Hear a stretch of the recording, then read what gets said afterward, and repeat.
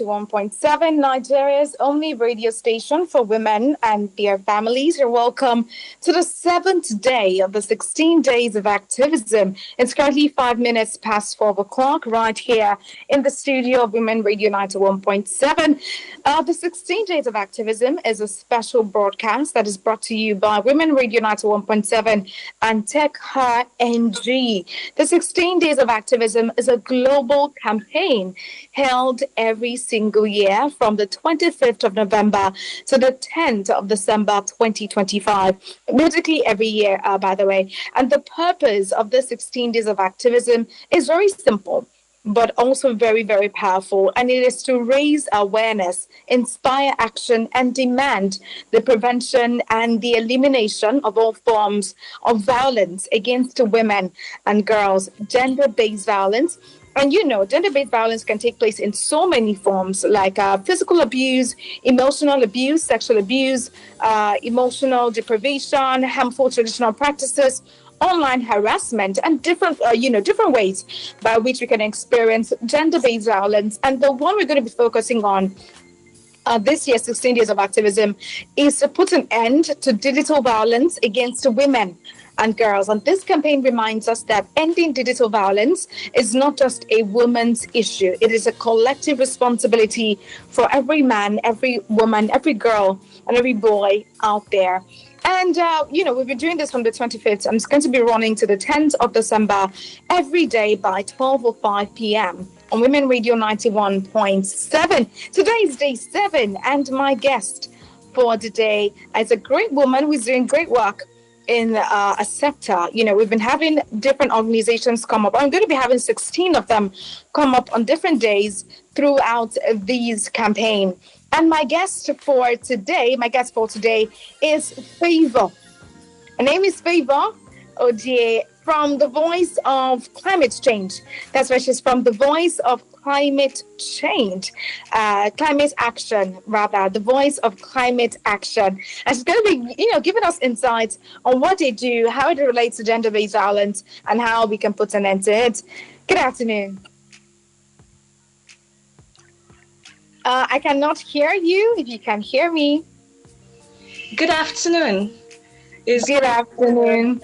Live on your show, and I'm glad to add my voice to the numbers of voices advocating against online-based violence. Yes, thank you so much. It's such a pleasure to have you here this afternoon. Now, that will take me to my first question for you for the day. So has an organization, Voice of Climate Action, working to protect women and girls online, what specific programs or maybe interventions do you provide to support survivors of digital violence? One of the programs we have been able to come up with is the Young Climate Actor and Technology. It is a program that is designed to educate these young girls, especially in the rural community. Yes. We educate them on climate action and also educate them on online security, how to act safe on the digital space while promoting activism in climate action. So, and apart from that, we have also noticed that some of our participants, one way or the other, some of them have stories of gender-based violence online. Maybe someone coming online and then talking about climate action, and then someone is somewhere commenting and saying, you are even finding it difficult to graduate from school, and you are here doing activism. And at the end of the day, as simple as that is, that person is traumatized, Yes. So in this program, we teach them climate action and how to act safe on the digital space. And apart from that, we also provide them counseling section for those who are survivors of gender-based violence online. That's really good. It's good that you are not just focusing on climate action, you're also interested and intentional about online safety for women and girls, in general. Now, how does your organization ensure that survivors of digital violence or digital abuse receive holistic support? You mentioned earlier that you have counseling sessions for these people, but how do they receive holistic support, especially psychological assistance, digital security guidance, and maybe legal help when it is necessary? As an organization, what we do is, first of all, for example, one of the cases we had was, I would just use an anonymous name for her because of security reasons. It's Chioma. So Chioma is a young entrepreneur, and then she was impersonated online and defamed. So we helped her document the abuse and then help trace to remove the fake account. On the other hand, because the person had impersonated her, posting things that were not in her character, she lost a lot of her clients because she is an entrepreneur. So we then traced the fake account, removed the fake account, and then secured our online identity. We then made a statement to debunk those false allegations. And at the end of the day, we didn't just stop there. She underwent through psychological counseling because she has to overcome the lies that has been told.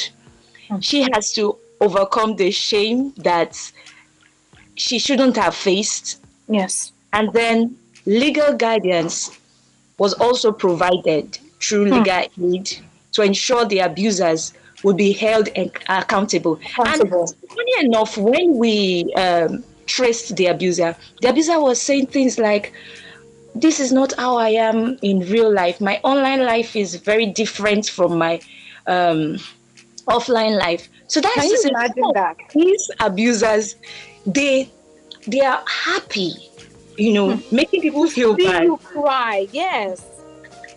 So, and then you are saying, this is not my offline life, that's my online life. Your online life will take you to court and you will end up in prison. Exactly. And it will affect your real life. It will affect your physical life. If your online life is to destroy the lives of other people, then your physical life will also face the consequences. Because, sorry to cut you short, Favor, it's just really sad that a lot of people do these things and they feel like it is normal. You are putting the life of another person in danger. You are making another person's life miserable. I have a similar experience where I don't know how they got my number. I don't know how they got my contact, but they went all over the place telling people, oh, I need money, using my picture that, okay, this is me, or this is my picture, this is who I am, I need money. But they were so specific. They knew who my friends were. They knew who could give them money. It was just so, it's sad. Technology is really good. And it has a lot of advantages, but the downside is really, really bad. And a lot of people are using this to their advantage. But my concern is that every single person doing things like this to ensure that other people's lives are messed. Imagine the lady you just mentioned now. She has been building a business for many years. She has been showing up for a brand, doing buying stock and doing amazing things for her business, only for somebody to come one day and destroy the reputation she has been building for years. And it's really sad that a lot of women are going through this. A lot of women and girls, boys alike, men alike, are going through issues like this on a daily basis. And we are not raising awareness for it enough. We're not raising awareness. When they report, it's being watered down. People just not supposed to be. See. So basically, some of these abusers see it as is just normal. They don't see it as crime. They just feel it's cruise. That's how they call it. Wow, cruise.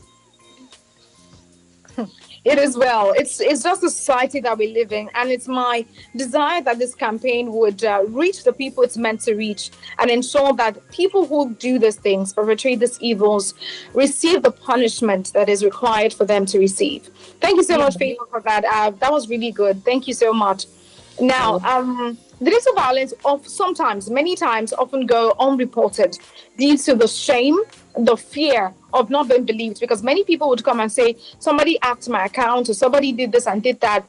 And even police stations, they will tell you that, oh, why did you put yourself in that kind of situation? How did you get there? And all of that. And many people don't speak up because Yeah. of the fear, the shame that they might encounter, in the process of getting justice and all of that. How does your organization tackle societal and cultural stigmas that prevent survivors from seeking help when the abuse happens online? What our organization do, first of all, because most times when I speak, I would like relating it to true life story. Stories, yes. Yes. So there was this woman who is married. And then as a married woman, she also does, she appears online once in a while and all of that. And one of these days, she made a video about being a feminist. And then someone came up and said, and used vulgar word on her. And her husband picked up that word. And today, that marriage is destroyed. So now, when she came to report, we had to, organization connected with her and made her feel that it is safe, her story is safe with us. Because most times when they share their story, some of them wouldn't want their faces to be shown or their names to be mentioned. So we empowered this survivor to speak to us. And then it got to a point where she gained confidence to even start joining us in activism when we were going for school outreach. Now, we were able to track this woman through legal aid. And as we speak now, that woman, she's in prison.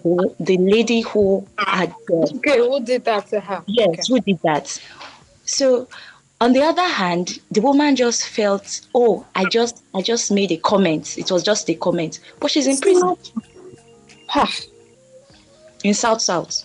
She's in prison. One of the prisons in South. So, we have been able to make sure that this is safe with us, and then break down cultural stigma. Imagine a married woman who maybe they said that she's sleeping around or something. It's a lie. It's going to tint her image a lot, even at her workplace. It's real. Yes. So what we do, we promote awareness and encourage other women to speak, and provide safe reporting channel through WhatsApp platform to empower our survivors to speak out despite the societal pressure. Yes. You mentioned something when you were speaking that the person said they they just made a comment. You just felt like making a comment without any proof of whatever it is you're saying. So you're saying somebody cheated on her husband, or somebody did this or did that, and you don't have a proof to show what you've just done. That is wrong. Why do we do that? Why do we feel it is comfortable to speak bad about another person on social media? And many times, many of these people cannot come to you physically to say these things to your face. Never. But because they see that it is social media, nobody will beat me. They feel like they can say whatever it is they want to say. And it is not supposed to be. It is not right. You don't just speak about somebody in a condescending manner just because you have a phone and you have data. Yes. It is not right. And I'm really happy that you said the person is in prison now. It will teach other people a lesson. You don't just speak to people anyhow, just because you can. Yes. It is not. Even if you have the proof, you should go on. Social media is not a place where you table up your matters and be like, No. I would like to come and sit here. No, nobody asked you for that information. It is not necessary. I recently saw a video of a lady, somebody took our wedding videos and added a caption to it. I think the caption was so maybe something, if you like, no marry rich person or something like that. It was something different from the lady's personality, like speaking, Okay. you know, Like speaking a less gold about digger, something like. speaking less about marriage or something like that, or about not helping your husband and all of that. And the That's lady said she never wrote something like that on. The person had the audacity to use our wedding picture, this woman's wedding picture, with this woman's name on it, on and it. you're promoting something bad about this person. Only a few people can tell that it was not that woman that posted this on her page.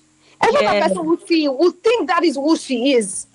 That's you true. Understand? And this happens. I'm really happy that she is also taking action to ensure that the person is brought to justice, because it is not cruise. You don't tap out people's emotion and say it is cruise. It's true. Not. That's it's not true. Cruise. Thank you, Favor, for ensuring that person is in prison right now. You don't just drop comments on people's posts just because you have data and because you have a phone. That's not right at all. Thank you so much, Favor. I really, really, really love what you're doing. And this is really good because a lot of people need to be aware of what is going on. They need to know what is going on. Even if you're not a victim, you should not be somebody that victimizes other people and make them feel bad. You imagine the woman, she lost her marriage because of your comments on social media. She lost her home. Where do you want her to start from? Yes, and then all the explanations. Do you get? So I understand that you've been helping a lot of people get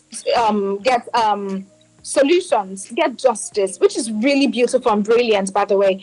But what are some of the challenges that you've experienced? Because I know that it would not always be an easy ride. There will be times where some things will happen and you'll be like, what is going on? So what are some of the biggest challenges that you faced in combating digital violence, especially regarding maybe technology, reporting systems, or community attitudes in general?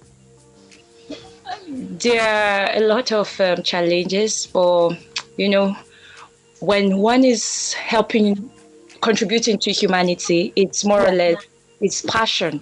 So even if there are challenges, you just have to keep going. There's times where people threaten you and like, oh, why will you pick that up? Is it your business? What is related to you?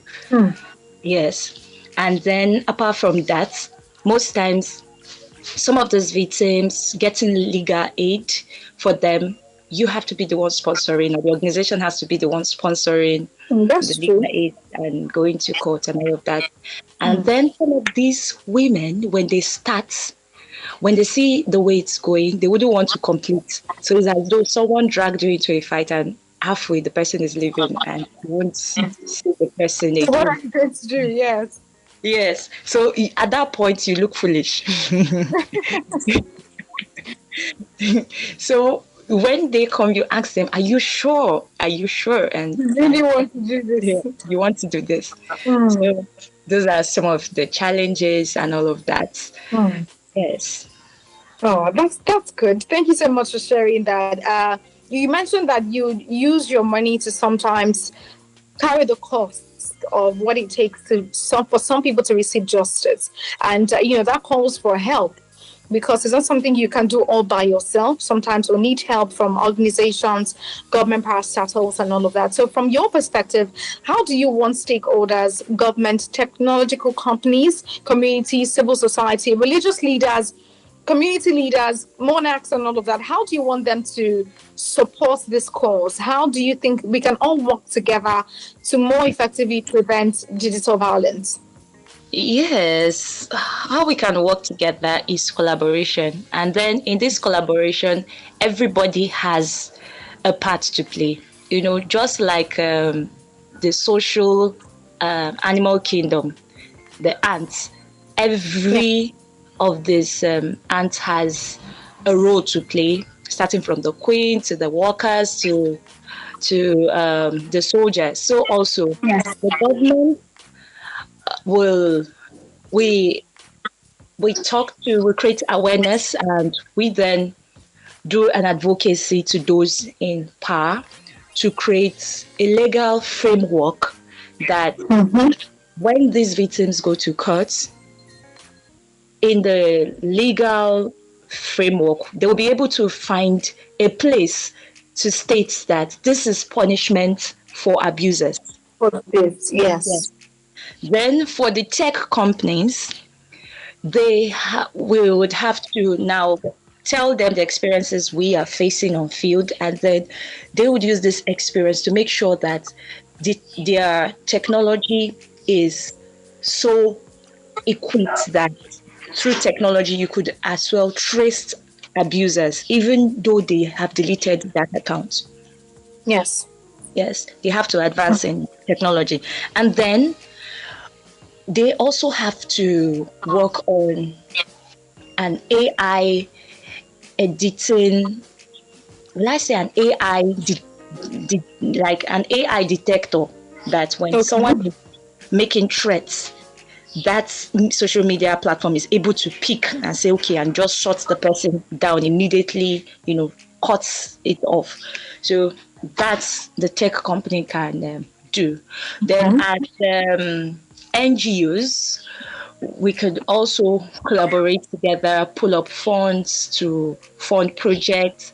And then for stakeholders, they also can provide information and join us in running campaign.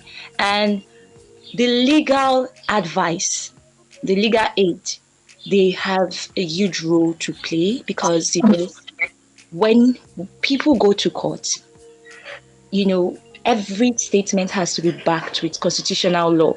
So these legal aids are like the voices. Even though we are bringing these people, they are the ones standing for this, speaking on behalf of these people before the law court. And religious leaders also have a role to play, because sometimes, anything that has to do with gender-based, whether online, whether home-based violence, it's mostly, you would find it around religious setting. In fact, I feel that religion, most times, let me say 50% of our problem is religion, because most religion places women on the lesser spectra. So you could even see a man online, the reason why he's bashing a woman is because he feels religiously she shouldn't talk. Yes. So that's very true. And most children in Nigeria, because everyone was once a child, we all grew up from under these religious leaders, either in church or in mosques. So gradually, unknown to that child, there is a knowledge that has been embedded in us. So we grow into that adults. It takes education, it takes exposure to bring down those systems. Yes. So in this way, we could work together. If the whole sector could collaborate and play our role well, like the ants plays their role well, we'll be able to build a better online space. Thank you so much, Favor. This was indeed a very wholesome conversation, and I learned a lot of things from you. And I must really say thank you for the great work you're doing in your organization. It's an amazing work you're doing. It's something that can cause change, and it's also bringing solutions to women and girls all over the world. So yes, thank you so much for the great work you're doing at Voice of Climate Action. Thank you so much. And we must all remember, we must all know that ending digital violence requires intentional action, stronger safeguards, and a collective commitment to protecting women and girls in our online spaces. Don't just comment and say negative things to people just because you have data, you have what have you. Don't do that. It is not right. You are tarnishing the image of someone else at the expense of, I don't even know what you're trying to gain by doing that. I don't know what you're trying to gain by destroying the life of another person. And together we can create a safer digital world, one where every woman and girl can connect, express themselves, and thrive without fear of harassment, threats, or abuse. Special thank you to my guest for today, Favor Ojie. She is the founder of the Voice of Climate Action. Thank you, Favor. This was really good. Thank you so much. It was great joining you on the show. You're welcome. Yes. And I Maybe just hope I'm with you. Go ahead. Go ahead. I can hear you. Yes. And then I also want to say, apart from NGOs, apart from radio stations, parents out there listening to us, it is time to include gender grooming in home training. Yes. Because everyone grew up from a home. Imagine growing up in a home where firsthand your mom or your dad has given you this digital spirit education. Yes. You grow it's up easier. You know Thank what you, to Favor. do. Yes. Yeah. Thank you so much, Favor. And also thank you to the production team of Women Radio 91.7 for putting this together and ensuring smooth transmission. And to my executive producer, Tom Okiwali Shonaya. Till tomorrow, once again, 12 or 5 p.m. to 12:30 on Women Radio 91.7. My name is Fiyinfoluwa Kirami. Let's continue to create a safer world and safer atmospheres, safer online spaces for women and girls. This is day 7 of the 16 days of activism. Enjoy the rest of your day. Bye for now.